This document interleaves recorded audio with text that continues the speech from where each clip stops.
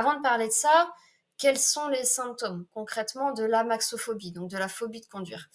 Bah, en fait, c'est simple, c'est les symptômes typiques de l'angoisse, mais dans le cadre de la conduite. Donc, bah, ça peut être, au niveau physique, ça peut être des palpitations cardiaques, des bouffées de chaleur, des tremblements, une impression qu'on a du mal à respirer, une impression d'étouffement, des maux de ventre, des vertiges, de la nausée, et ça peut aller jusqu'à la crise d'angoisse ou l'attaque de panique. Et donc du coup, bah, on peut aussi avoir l'impression de perdre le contrôle, de devenir fou, l'impression qu'on va mourir, l'impression qu'on doit absolument, faire demi-tour ou arrêter de conduire et rentrer chez soi.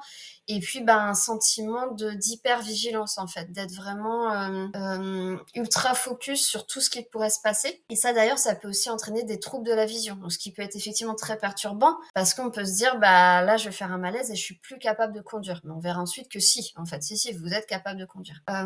Et comme pour toutes les phobies, le pire, c'est qu'en fait, non seulement ces symptômes, ils peuvent apparaître pendant que vous conduisez, mais ils peuvent aussi apparaître bien avant, parfois même plusieurs jours, voire plusieurs semaines avant un trajet prévu.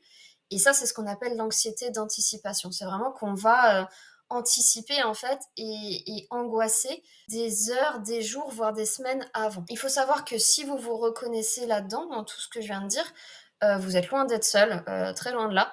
C'est une phobie qui est très répandue, et on estime qu'il y a environ 5 des adultes, qui seraient concernés.